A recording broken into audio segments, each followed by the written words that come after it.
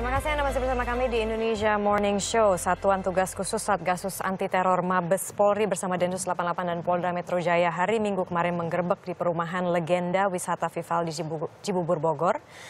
Ini terkait dengan aktivitas ISIS. Dalam penggerebekan, polisi telah berhasil mengamankan 5 tersangka yang diduga sebagai pendana dan perekrut anggota ISIS di Indonesia. Bagaimana hasil penyelidikan terakhir dan juga usaha pemberantasan kelompok radikal ini? Kami sudah hadirkan di sini ada Kombes Pol Rikwanto selaku Kepala Bagian Penerangan Umum Polri. Selamat pagi, Pak Rik. Selamat pagi.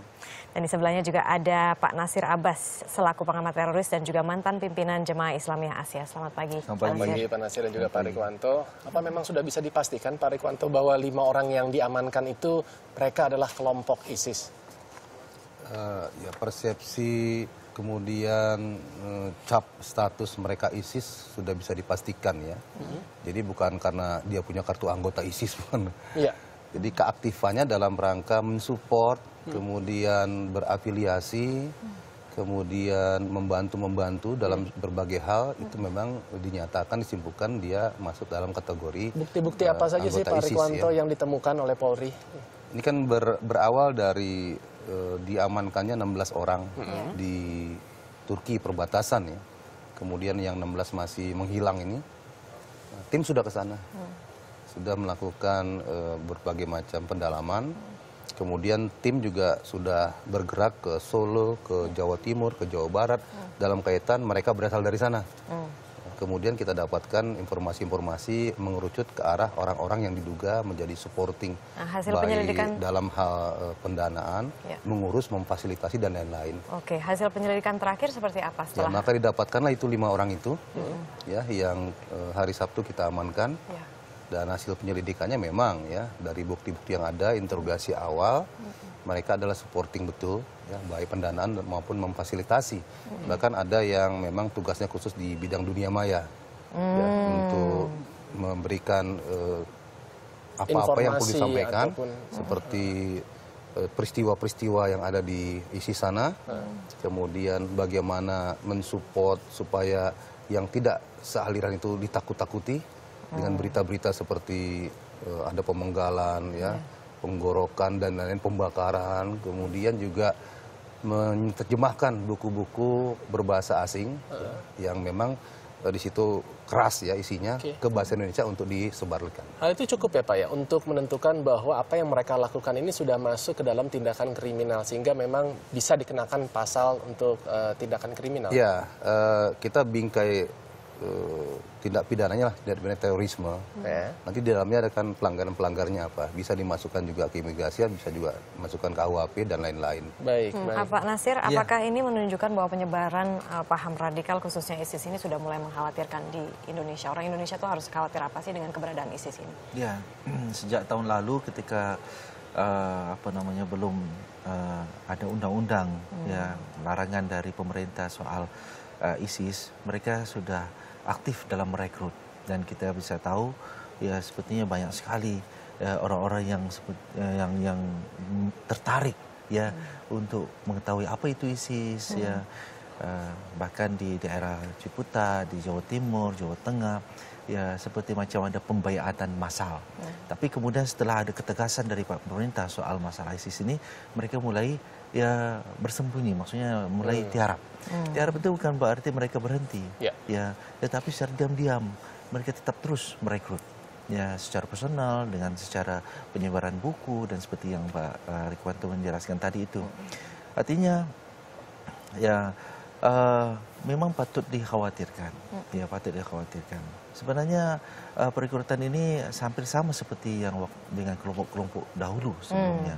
Saya sendiri juga pernah mengalami hal yang sama. Ya, betul. Ya, walaupun dulu belum ada ISIS ya, tetapi proses perekrutan, mengajak, membuat orang tertarik, ya juga dengan buku, dengan video-video, dengan rekaman, sehingga orang ingin tahu.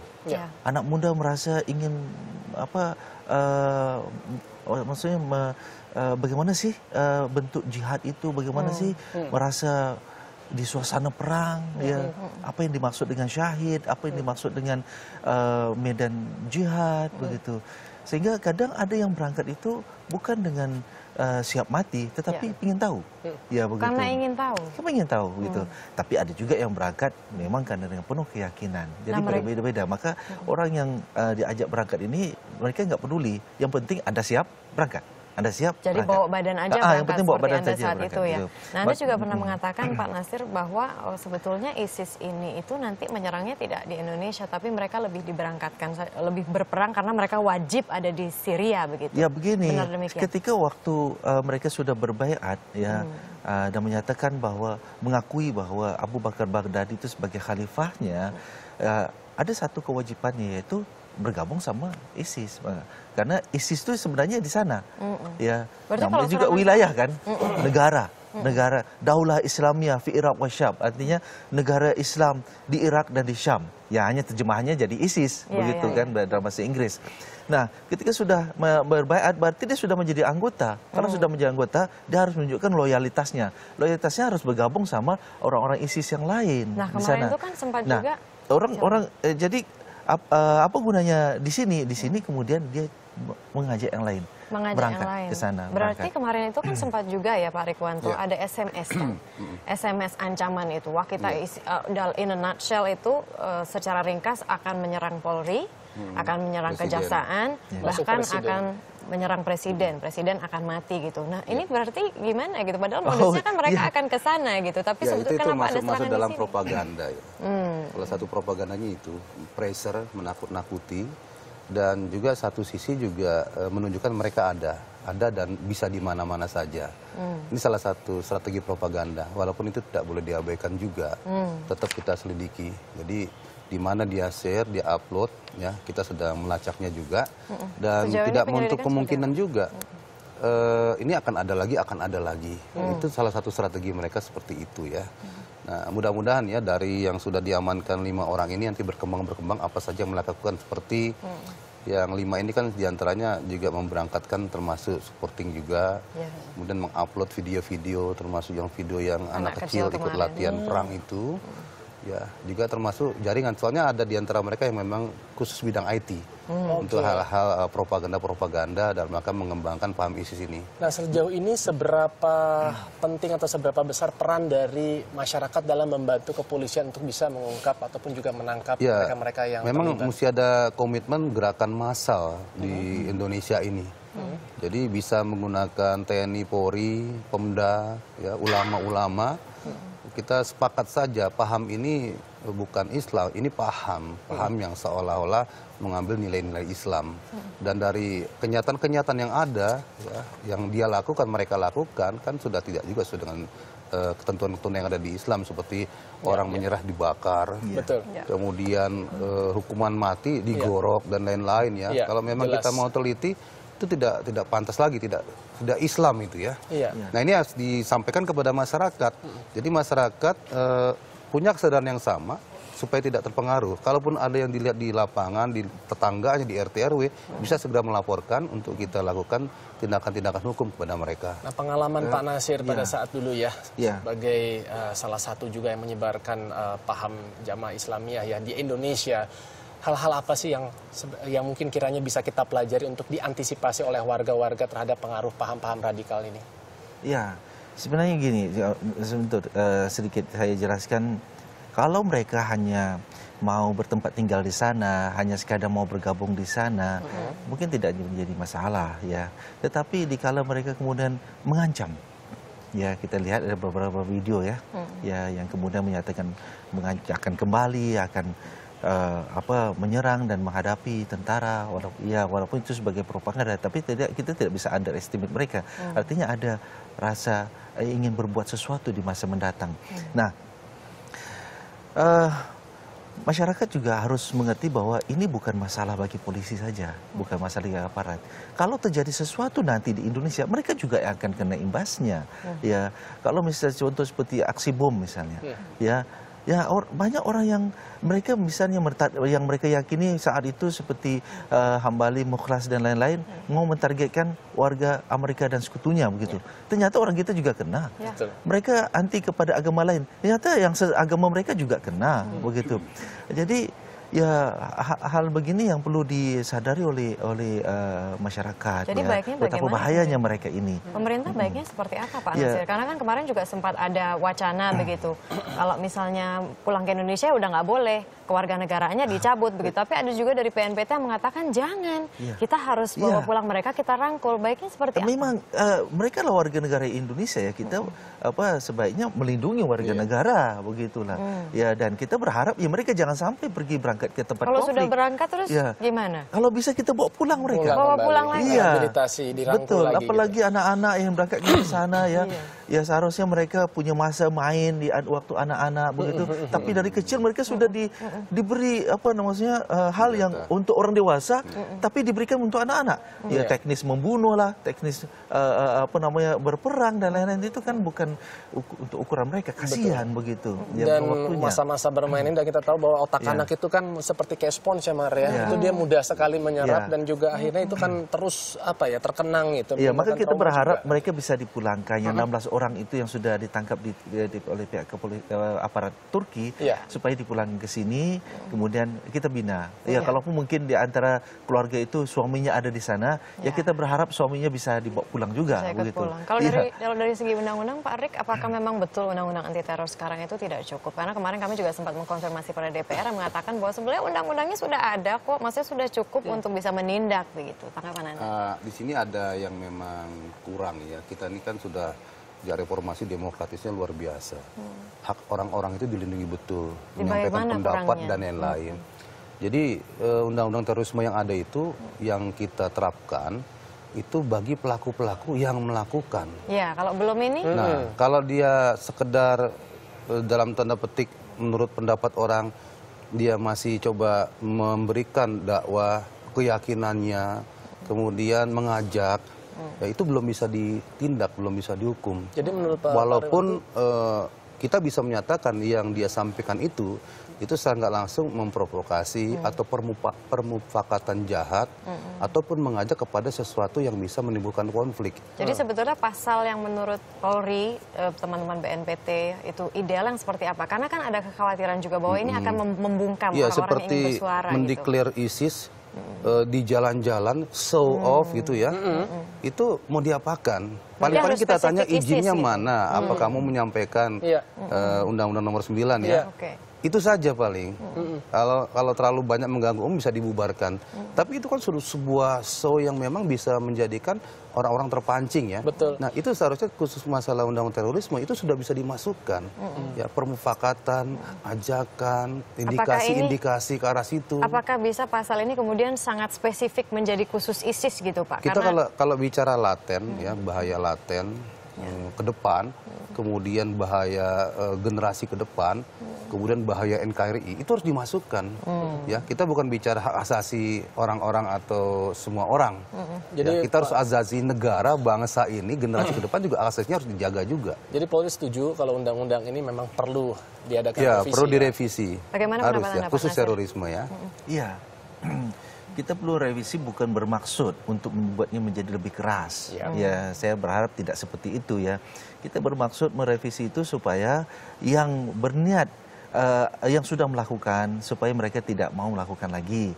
Yang punya niat supaya mereka meredam niatnya ataupun membatalkan niatnya itu. Ya kita berharap begitu. Jadi misal contoh, ya mereka yang sudah berangkat ke sana pulang dan tidak dikenakan undang-undang, misalnya tidak ada pasalnya, terus dipulangkan. Ya sebaiknya kan mereka ditempatkan dulu untuk kita beri pencerahan, ya, untuk kita mengetahui apa masalahnya sih.